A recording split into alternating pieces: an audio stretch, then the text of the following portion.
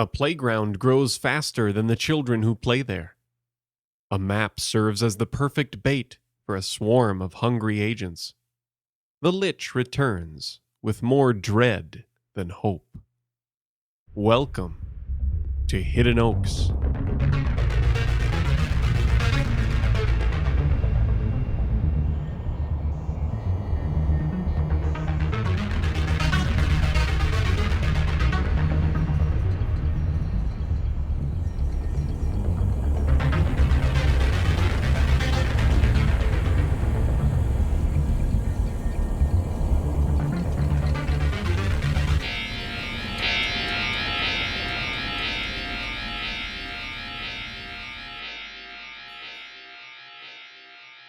Donna found it hard to believe she had never noticed it before.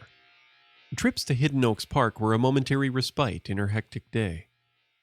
Between potty training her two daughters, making them breakfast, lunch, and dinner, playing with them, watching them, putting them to bed, the afternoon walk to this small park had become the only time her mind could catch up with the constantly moving world around her. The park, or more importantly, the playground on its edge next to the church, was seldom used and mostly clean. Oftentimes Donna and her daughters were the only ones using it. In truth, this sanctuary of slides and ladders was a better partner to her in raising their children than her husband. It did not ask questions, judge her, or get upset if she was tired. It would simply play with her kids, quietly and confidently, without needing her guidance. Therefore, when a new playground suddenly appeared on the edge of Hidden Oaks Park, Donna could not believe her eyes. It did not necessarily look different or strange. Donna was 38 years old. She was tall with black hair, olive skin, and green eyes. She loved summers in the Midwest because it got hot enough for her to wear sundresses every day of the week.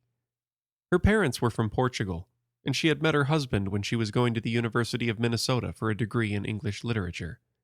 He was an HR specialist who would travel from state to state, hiring and firing people so companies themselves would not have to get their hands dirty. This made him extra confrontational at home, so much so that literally any conversation could easily be fanned into a fight. Life was stressful, but still easier with him traveling. It was a hot August day when they saw it. That afternoon had the typical summer scenery: uneven clouds, humid wind, and bumblebees bouncing among the legions of dandelions along Hidden Oaks Park. Cotton willows were still shedding their translucent, wispy skin into the air, which seemed unusual and unnatural for so late in the summer. When Donna arrived with both kids running alongside her stroller, stomping their feet and screaming at one another, the familiar sight of the wooden playground with a yellow slide and monkey bars was staring at them from beyond the hill and church, near the entrance to the park. Both kids were magnetized toward it and sprinted in that direction. Strangely, as Donna watched her children dash ahead, something appeared along the corner of her eye. Directly across from the old playground, past seldom-used baseball and soccer fields, was a brand-new, brightly colored playground. Across the street from it was the small forest, tennis courts, and a hill that made up the other portion of the little park. When did that get put in? I'm here every day, Donna said, mostly to herself. She couldn't help pointing at it as her brain arrived at this new information. Her daughters noticed her gesture and immediately changed direction, like sharks in bloody water. Look, Mommy, a new playground!" her 6-year-old daughter Matilda screamed. "I see that. Wow, huh?" Donna said. Look, her 4-year-old daughter Mariana said, following her sister. I know, I see it, honey." The new playground was slightly sandwiched next to a smear of trees and a few random yellow poles marking a utility shed where lawnmowers and other park maintenance equipment was stored. The structure sparkled underneath the sun like a new toy. It was a hodgepodge of red, blue, and black climbing pieces. Attached were swings, digging shovels, monkey bars, slides, wall puzzles, and ropes from which the children could dangle.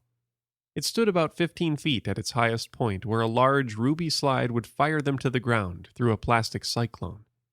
The ground was covered in wood chips, which smelled fresh, like a hardware store. Donna was glad there was no sand. There had been many times cats had left presents in the other playground, only for her daughters to find them, holding them up inches away from her face and asking, "Mommy, what's this, chocolate?" They would not have that problem at this new playground. "I still can't believe I didn't notice they were doing this or putting this in," Donna said, watching her kids run headfirst into the glittering mass of childlike wonder. She was at the park nearly every day of the week. She would have noticed construction, a crew of people working, or even trucks hauling in the unassembled pieces. There was none of that, to her recollection. But Donna wasn't always paying attention to these things. She was more concerned about sunscreen on her kids, whether they were fed, and how high they were playing on the equipment. Donna watched her children crawl on the new playground all afternoon. It was hard to get them to come home when it was time to leave. They talked about it the entire way back. They sang about it at dinner, in the bathtub, and in the sheets before bedtime. Donna even dreamed about it, but she didn't tell anyone about that experience. If her husband had been home that night, she'd have wanted to wake him up and talk about it.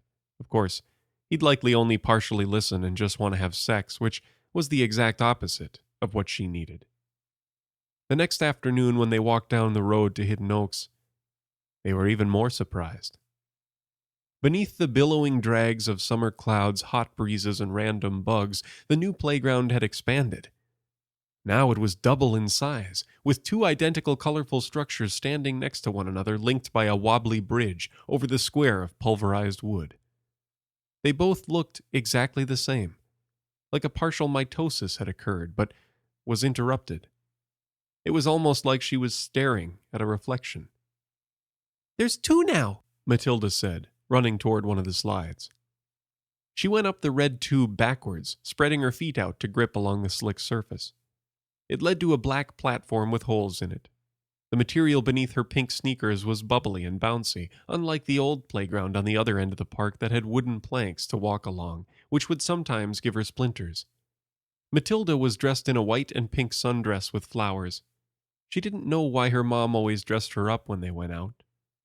But her mom said she looked so beautiful she couldn't help it. Matilda had blondish hair, but with darker skin, and her father's blue eyes. She had a round chin with a scab on it from falling on the walk home. Matilda was bigger than her sister Mariana, so she could climb up on objects that her sister couldn't reach. Doing this could give her a vantage point from which to look out and better understand her surroundings. She climbed on top of the slide and stood to look around the park. There was the utility shed, the hill, the nearby church, the older playground, a seldom-used baseball field, and the old ice rink. The breeze was sticky. The grass glowed like feathered jewels, and shadows beneath the trees trembled like ocean waves. She smelled the air and coughed. It stunk, like mud or pond water. It reminded her of the water that had filled up her father's wheelbarrow the time he had left it out in the backyard for a month. It was rancid and sour. It seemed to be coming from the slide itself. In fact, all the equipment reeked of it. Being up high didn't bother Matilda. She was a bit of a daredevil. Oftentimes, she'd walk backwards down the road despite her mother's screams and nags. While she gazed out over her vantage point, she noticed across the street a wedge of woods. Behind the trees was a small pond with a speck of an island floating in its center. As her eyes focused on it, she felt as though she could hear some strange music from somewhere. It echoed off the plastic of the slide. The ring of brown water around this chunk of marshland seemed to rise upwards the longer she looked. It started to rise and grow, like they were in the fractured cabin of a sinking submarine. It took over the horizon, ate up the forest, and silenced the wind. It pooled over the road in a relentless stain and splashed up against the stalks of metal holding up the playground. Then the water stopped, and there was a hiss from beneath the brown waves. Toys.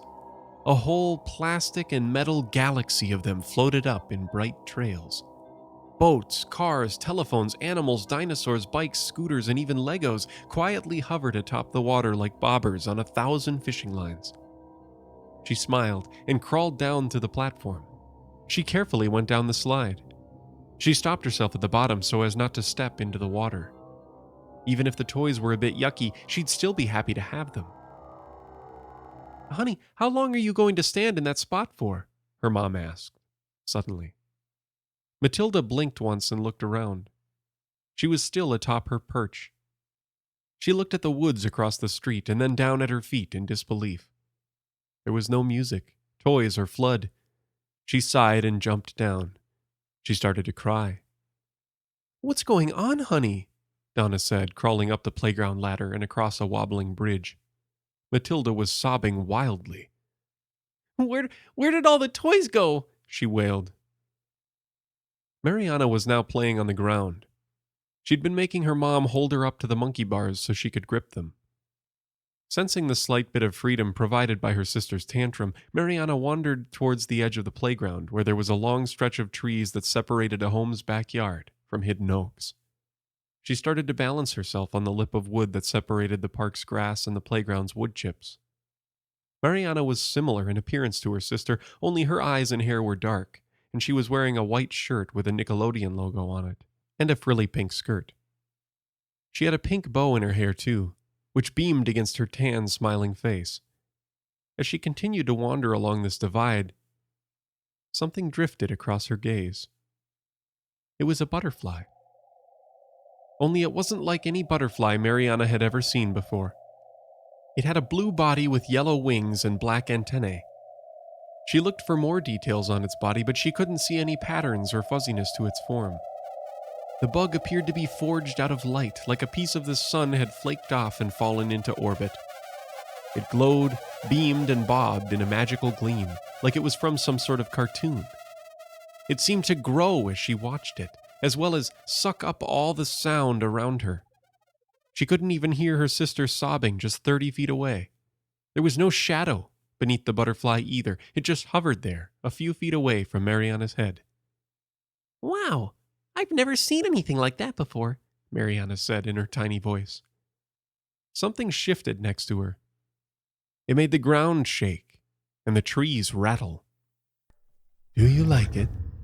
a deep, echoing voice said. Mariana turned to the scrap of forest on her right. There was nothing there on first observation, just another small line of trees, bushes, and other bits of greenery. Then, as her eyes started to focus more on the pockets of air and sunlight between the branches, she noticed a large shape mixed into the foliage. She couldn't make out any of its details, but it was tall, wide, and bent. Her vision found what looked like a hand dangling down from the shadow. As the clarity of its form started to dawn on her, she suddenly smelled something foul and turned her head away. A vacuous silence followed, and it grew. It was piercing. She could practically hear her lungs taking in oxygen. "I said, do you like it?" the voice said again. Mariana stepped backwards. There was a hiss somewhere and a flash of green light. The single butterfly instantaneously spawned into several, which bobbed on the wind just ahead of the girl. "How about now?" Mariana couldn't reply. She was hypnotized by the image. It was like watching a living fairy tale gleaming and dancing right before her eyes. The whole rest of the world melted away like finger paint. She opened her mouth and started to drool. "That's better," the voice said. A yell broke the trance. Mariana's mother was looking for her. The butterflies suddenly flashed upwards in narrow streaks, like they were being pulled up into some otherworldly drain hidden in plain sight. The process made a thunderous sound that only Mariana could hear. She turned to the trees as the form vanished, as though it had stepped through some sort of secret door. The earth rumbled like heavy machinery was grinding into it, and it was gone. Mariana, don't run off without me. We have to go. I can't calm your sister down. She's nuts," her mom said, grabbing her by the hand.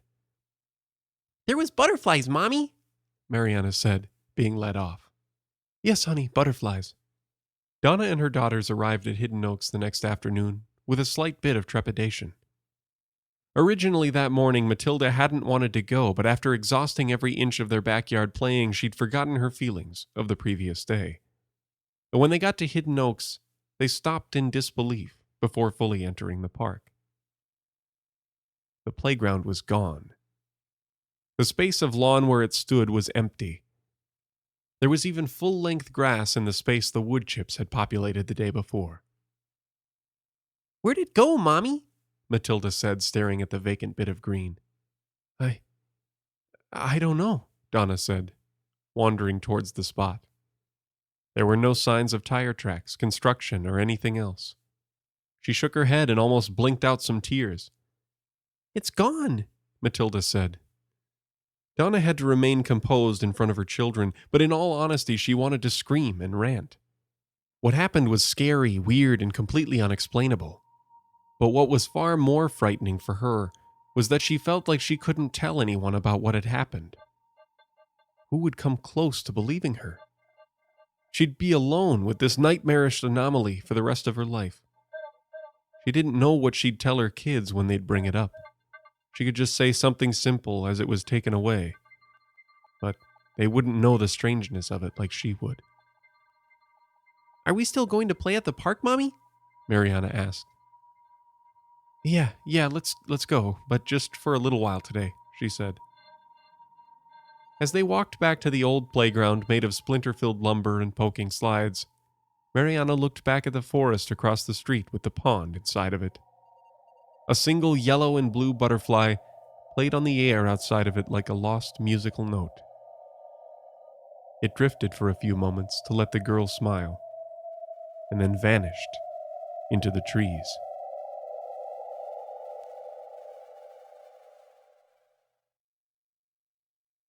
No, it's just like leap years. If the year is divisible by 4, we insert a February 29th. Unless it's divisible by 100, in which case we don't. Unless it's divisible by 400, in which case we do again. So 365.2425 days per year, and 2000 will be, but won't, but will be a leap year. You asked, I just told you what I've seen. No way, I completely respect speed limits, and I always give a 20% tip. Agents Matson, Wilker, welcome. What's with all the math? I thought this was jigsaw time with your puzzle map. We were talking about the ritual. There's some kind of resonance or multiple oscillation within it. Adjustments made over time to keep things lined up, just like leap years. If a certain record is true, which we presently have no way of knowing. Yeah. So, we know details about the ritual? Isn't that off limits? Agent Wilker, I'm sure, It's fine. You're right, Agent Wilker. We do not and will not involve ourselves in the family's ritual. The records in question came to our attention by, well, suffice it to say, that matter can wait. Right now, as you said, Agent Matson, we have a map to make sense of.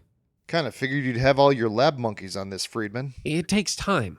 We're reverse engineering the thought process of somebody who has learned everything there is to know about charting a plot of land, and then unlearned it, and then basically built a new kind of cartography from first principles. Learned how to move between the spaces in the park in ways we haven't seen since the cycle when... Yes, Agent? Never mind. But anyway, it's not as straightforward as you might think. Look, here are the streets. Here's 28th and there's 29th. What's the one right in front of you? Let's see. 29th again. So these edges must meet up, right? We thought so too, but look at these marks.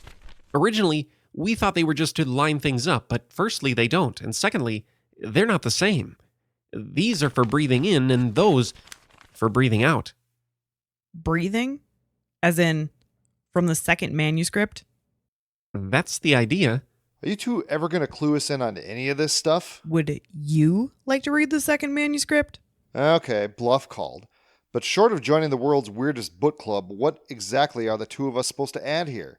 All we really know is our cartographer got away from us, presumably by running down one of those weird in-between things you were talking about. Well, that is the first thing I needed to ask you. That occurred here, correct? Let's see. There's the corner of... Yeah, it would have to be somewhere around there, right? Yeah. Oh, no, sorry. We followed here, came by this path, and right around here is where we found the clothes. It was? Yeah. Remember? When we left, we were right at the edge. Oh, right. Oh, okay. From the tape, we had you along here instead. So that means... We might have figured out less of this than I thought. But either way, right now we have two main hypotheses. Either there's a direct way from that spot to, here, which seems promising since these line up so well, though it gets a little crazy and we run into trouble on the western side, but we don't need to get into that right now. Or that same spot meets up here, like this.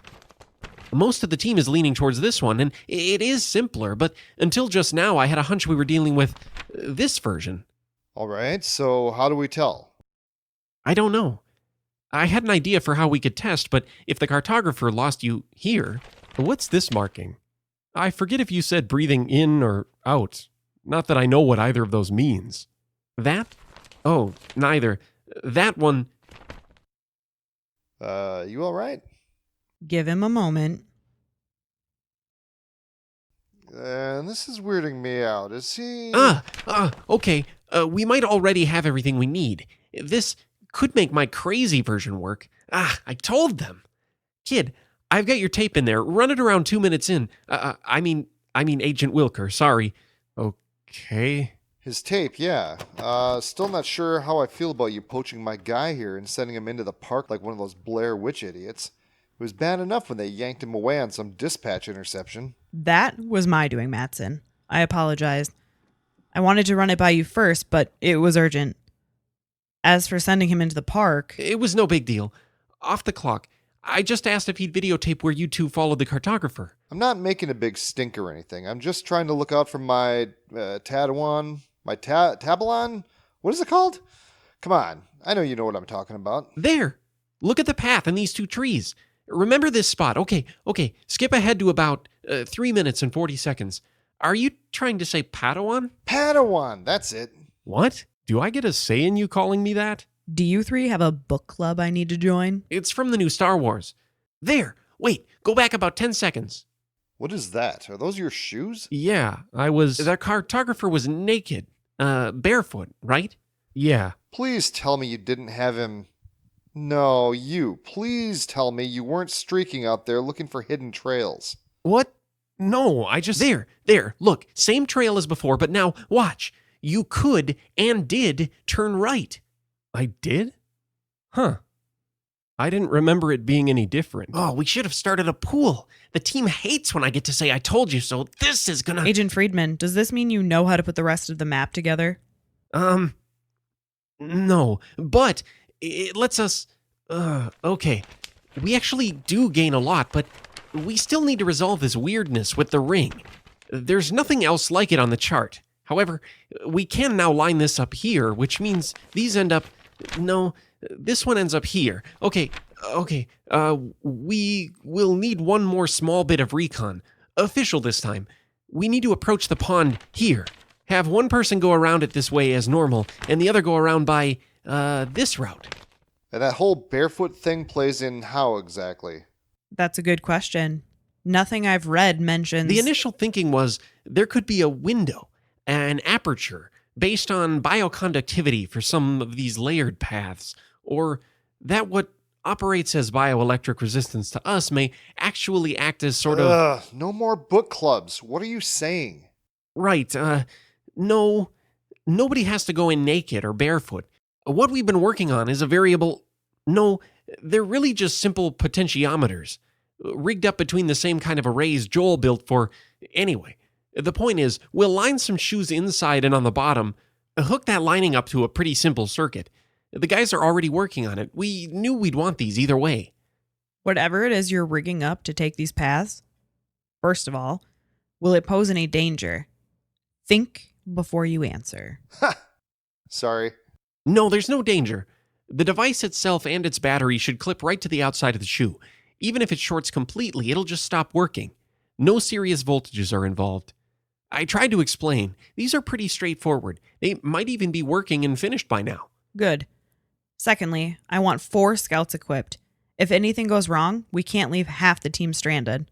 Whether it happens here or along any of this. I don't know if we need... 4 people. These 2 gentlemen and 2 of your engineers. Any recommendations? Sure. Garnet used to do field work. He's good. And I think Jersey would do well, too. Hang on a minute. Just so we're going in after the cartographer. Are you sure about this? You're not going after anyone. This is strictly reconnaissance. You'll take the routes and report back. Friedman, what exactly do they need to look for? Just whether the ones who take the ring end up on this side or here. Once we know that, the rest of the topology falls into place. Agents Garnett and Jersey, please report to the fishbowl immediately. What's that look? Not so indifferent when it's one of your own Padawans? You really don't need to keep calling me that. Plus, you do remember that the Padawan survived and the Jedi Master got killed, right? Oh, yeah. Friedman, come on, penny for your thoughts. Yes, Agent Friedman. Once we're done here, you can take the map and the tape and whatever else you need to say, "I told you so" to your team. Thank you. Is nobody going to say it? After all that Padawan talk, Say what? I have a bad feeling about this. Ugh.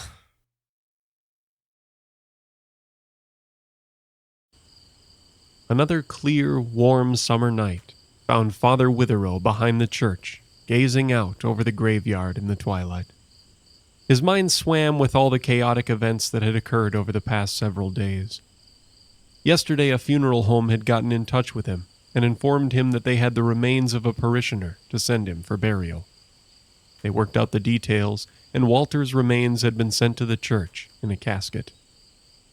Earlier this morning, the plot that had been purchased for him and his wife years before had been prepared and excavated the same day.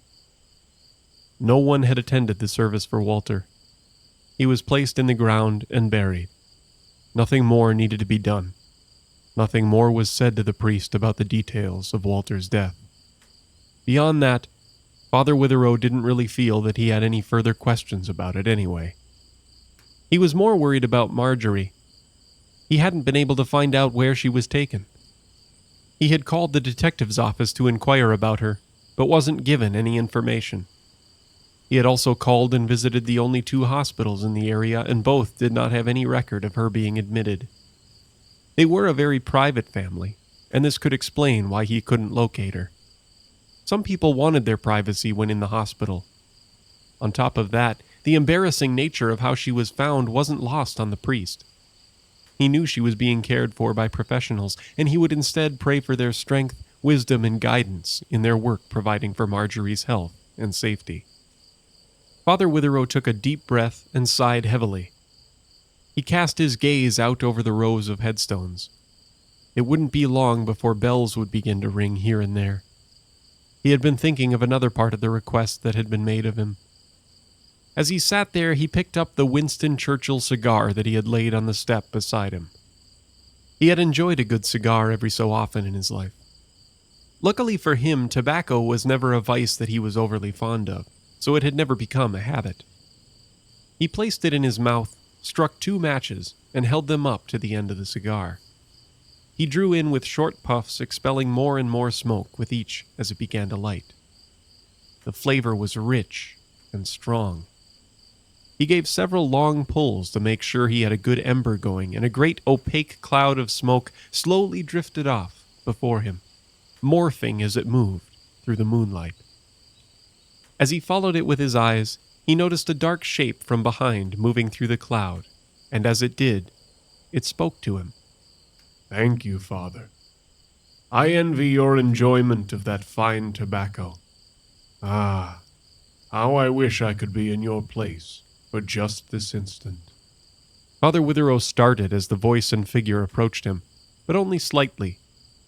In light of recent events, he was actually becoming less rather than more jumpy. He was feeling rather numb to the things occurring around him. Gravel crunched beneath the feet of the lich as he approached and sat down on the stairs next to the priest. This time, apparently, he was no longer concerned with hiding his true identity from Tim. The lich was a gleaming white skeleton in the moonlight. He was clothed in a limply hanging and tattered suit that was clearly not tailored for a thin man. Father Witherow had no idea how it stayed on the skeleton's body. But how could that be the bizarre part of all this that he allowed his mind to focus on? His uncovered skull was so perfect, so clean and white. When the head turned, he beheld the face of the dead man for the first time. The ever-present grin of the skeletal dead, the black shadowed eye sockets, the hole where there used to be a nose. Somehow, in the face of this horror, Tim felt calmed. He felt less alone, like he was again in the presence of an old friend. "I'd join you, Father, The Lich pressed his hand to the breast pocket of his suit coat where the end of a long, fat cigar protruded. But, well, yeah, I suppose. I'll have this one for the both of us, replied the priest. You buried that man today? We did, yes. You found him quickly. I honestly still haven't even pieced that together, returned Tim. How it happened, I mean. It was complete dumb luck, and right in the middle of utter chaos. I guess that's not surprising, though. It seems like everything around us is chaos, more and more every day. What do you mean, in the middle of chaos? Asked the Lich.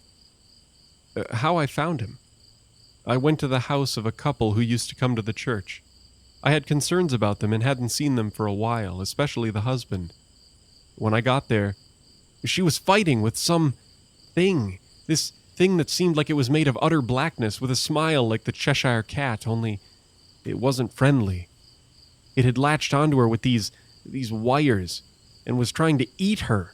I cut its wires and stopped it, but it bit off her leg right before it got away. I think she's still alive, but I haven't heard anything for sure. And the man? Oh, right. So all this goes on and they find his body burned up in the backyard. This is madness, replied the priest. I wish I could tell you that this had accomplished more, said the Lich, looking up and away into the cemetery. He will be somewhat more restful here, in his proper place. He will be less able to poison the community. But as I have told you, we are being disturbed even in this place by the forest. And now there are new concerns. New concerns? This thing, the one that tried to devour the woman. It saw you, did it not? Of course it did. I fought with it. It stared right at me, replied Tim. Then it knows you now.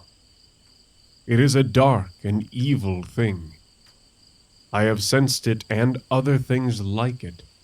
It is very dangerous, and now it has seen you, and as an enemy, no less. I am worried for you and those others living around this darkness. Worried for me?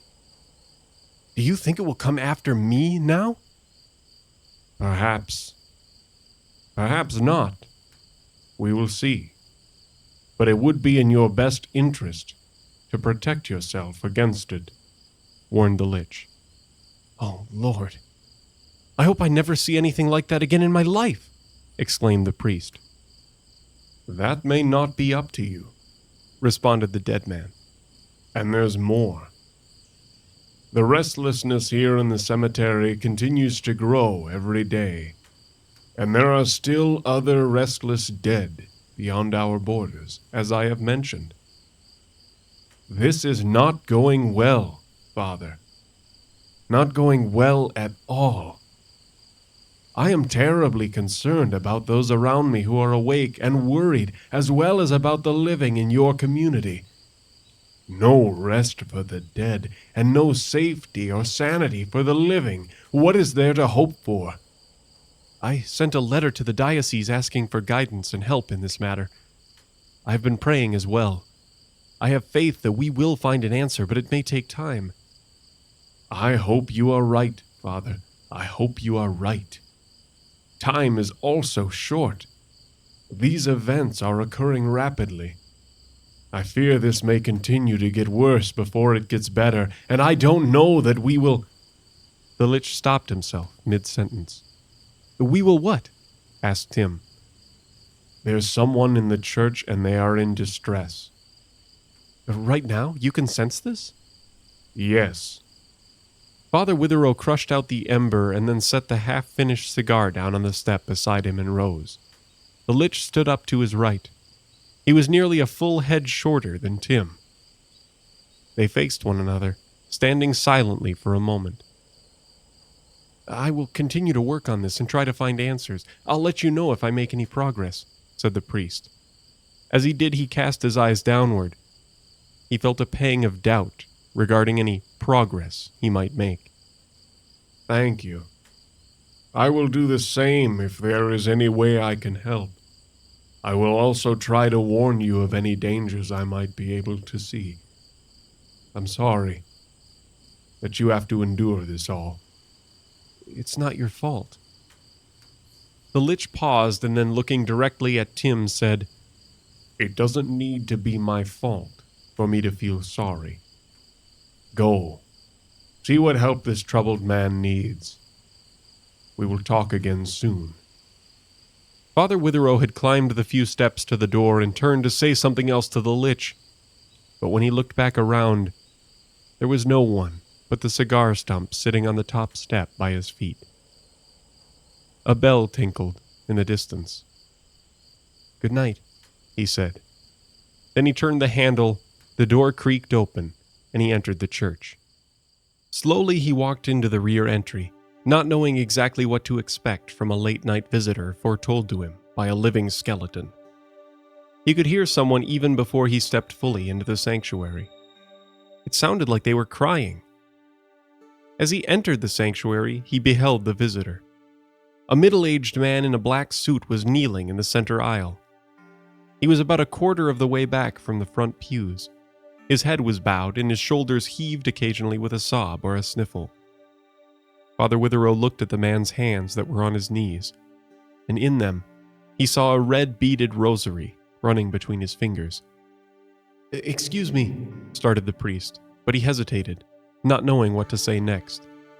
The man looked up and began to rise to his feet, looking to his left away from the priest and wiping his eyes with his sleeve as he did so. As he did this, Father Witherow suddenly recognized the man, not as one of his parishioners, but as the detective or agent from the other night at Marjorie's house. "I'm sorry, I didn't mean to startle you," continued the priest. "It's okay," replied the detective in a quiet and choked voice. "It's clear that everything is not okay, so I won't ask that, but I will ask if you would like to sit down and talk with me to see if I can help you in any way. I'm here for you, Detective Ousting." Please, call me Richard."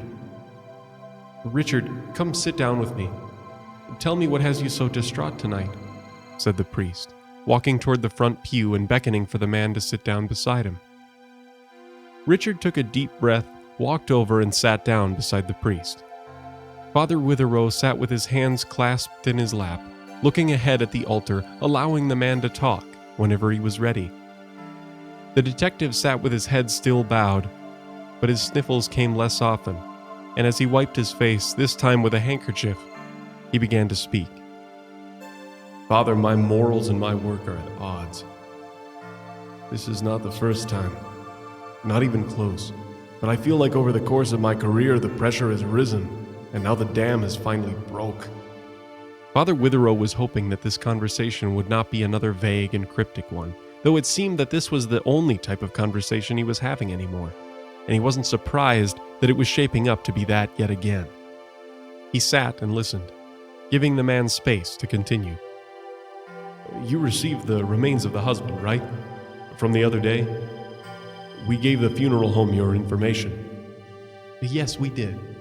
The service was earlier today," answered Tim. "Good, that's good. That isn't often how these things turn out." "What do you mean?" "In my line of work, a lot of times it's important for things to disappear instead of making sure there's any closure," responded Richard. "I have to say, this doesn't really sound like the kind of work I associate with the police." "Is that what I'm supposed to continue to believe you do?" Richard sat up straighter, sighed, and stared ahead. He looked conflicted as to how to continue the discussion, as though he didn't quite know what to say. "I know you're not a fool, Father, but we're not going to get into that. We're just not. It's best that you'd know as little as possible. You need to know that what we're doing isn't illegal. I work for the government in a way. Please understand that we're also here to help people. Really, we are. We want to keep people safe, away from danger, from things that can hurt them. And sometimes we just can't. When that happens, then what?" "Look, I can't go into detail, all right?" said Richard. sounding more frustrated. "I won't push for it. Thank you," replied Richard, relaxing a little. "What I'm saying is, sometimes people get hurt. We don't kill people, okay, or hurt them. Like I said, we try to help keep a community like this safe. I need you to understand that. But sometimes things happen, and people need to not know about it in order to stay safe. They need to not know. That's exactly why I need you to stop yourself from looking into anything strange. I think you know that it is also my duty to help serve the community, to help them feel safe and secure in their world. It may be through a different way than yours, but the goal is the same. Father, I'm asking you to please not investigate any of this further on your own." "Richard, you must understand." Richard's face became even more grave, and he turned and stared directly into the eyes of the priest before continuing. "Stop, Father. Do you understand? You need to not dig deeper into any of this, okay? The only thing that comes from that is more danger. You have no idea what you're dealing with. I've seen a lot of people get hurt, and I can't have it anymore. I need you to stay out." Father Witherow held the man's gaze for a few moments without saying a word. He could see that the man was being sincere and was deeply troubled by all this. He could see that Richard was truly pleading with him to go no further, not knowing what the right course of action was. He also felt wrong just standing idly by in times of trouble for his community, when people were in such great need, when he was being specifically asked to do directly conflicting tasks. "All right, Richard. I can see that you mean what you say. I will do what I can to help people without putting myself or anyone else in harm's way. I can also see that this isn't why you're here. You didn't come here just to warn me to stay out of things. You said your work was in conflict with your morals. Is that correct?" Richard broke the gaze of the priest and tried to take another deep breath as he looked forward, but it hitched in his throat and his shoulders heaved. He looked ahead for several moments, obviously trying to keep himself composed. "I told you that sometimes people get hurt, and sometimes it's better for everyone for those people to just go away. Well, sometimes it's my job to make that happen. Like I said, we never kill anyone or hurt anyone ourselves. Usually we're helping people. So I feel like when my job requires this secrecy, it's for the moral good because it's protecting people, and mostly everything I do fits nicely along with my ethical beliefs. But the few times I've had to make someone who died go away, I've barely been able to live with myself because of it. I've done it because it's my job." He paused again for some time, preparing himself for what he had to say next. The priest could feel him avoiding what he didn't want to address. The man looked as though he was going to just crumble into pieces from his inner shame and doubt. Finally, slowly, he continued. "This time, it was a teenage girl. And that's really what did it. I have a daughter too, not much older than she is. And I'm supposed to just get rid of her somewhere? I can't do it. I can't do it, Father. Not this time. It's too much." "This is terrible, Richard. I can't even begin to imagine your pain, and I'm here for you," said the priest as he rested his hand on the man's shoulder. "This time I just can't do it. She's still in my trunk and has been for a few days. It's awful. I want her to have more, to have a more respectful end than that. It's already bad enough. Just to end up in some secret land plot? She didn't do anything wrong. It's not right just to dispose of her like that. I can't feel right with God about it anymore. What do you want to do about this? How can we make this easier for you?" Again, Richard turned to the priest and looked into his eyes. Father Witherow could see the tears welling up as he did. "Just this once, Father. Can I use the cemetery here at the church to put this girl to rest? I need her to have a better end. Please, Father, please." Father Witherow didn't take much time to think about this.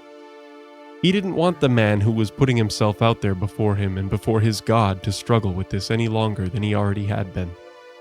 He also simply didn't want to think about it too much, didn't want to get too involved mentally. His mind was tired, and he wanted to help this man with his troubles. And this girl, who he knew to be another part of the Lich's request, find peace. He sighed deeply and said, "Yes, we can. Let's do that. It will have to be tonight. We will have to work quickly. Is she here with you now?"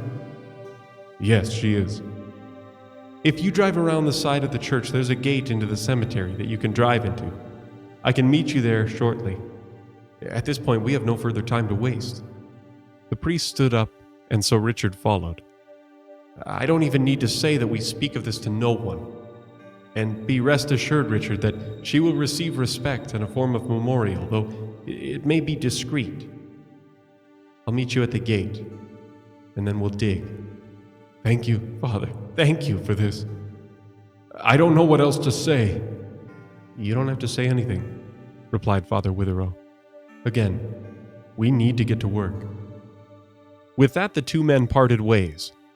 Richard Ousting walking back down the aisle in the center of the sanctuary to the front door of the church, and Father Witherow exiting again through the back door. He stopped on the top step of the stoop. He looked down at the half-finished cigar. He knew laying this girl to rest in consecrated ground was the right thing to do, at least in part. But as he looked up and out into the cemetery, he heard a bell ring off in a distant corner, and a pang of worry shot through him. Would she find rest here? Would he be able to help them find their peace? Ousting had told him to stay away. But what was happening here was wrong, and this part at least was his business. He would still do what he could.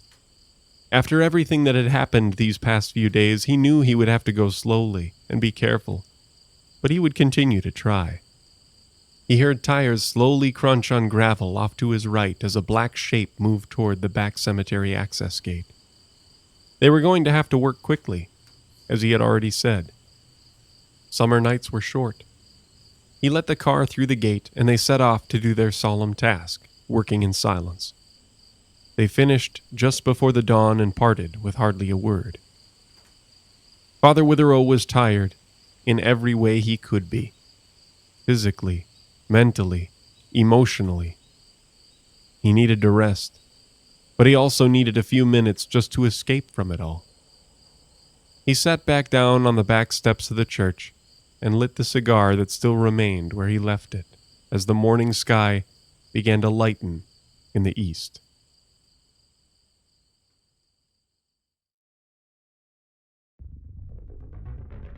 The Hidden Oaks podcast is a collaboration between Patrick W. Marsh, Robert Dawn, and Owen Swerkstrom. The story The Butterfly, written by Patrick W. Marsh. The Cartograph by Owen Swerkstrom. And Partial Delivery by Robert Dawn. The voice of Hidden Oaks, Agent Friedman, and Agent Wilker, performed by Robert Dawn. The voice of Mira, performed by Robin Sand. And the voice of Agent Matson, by Chris Gildy. Original music composed and performed by David Schwartz. Find more of his works at dtschwartz.com. Produced by Robert Dawn, Owen Swerkstrom, and Patrick W. Marsh. You can find out more online by visiting us at hiddenoakspodcast.com or by finding us on Twitter at Hidden Oaks Pod, as well as Facebook and Instagram at Hidden Oaks Podcast. Hidden Oaks is an Ironfield independent production. Thank you for listening, and until next time.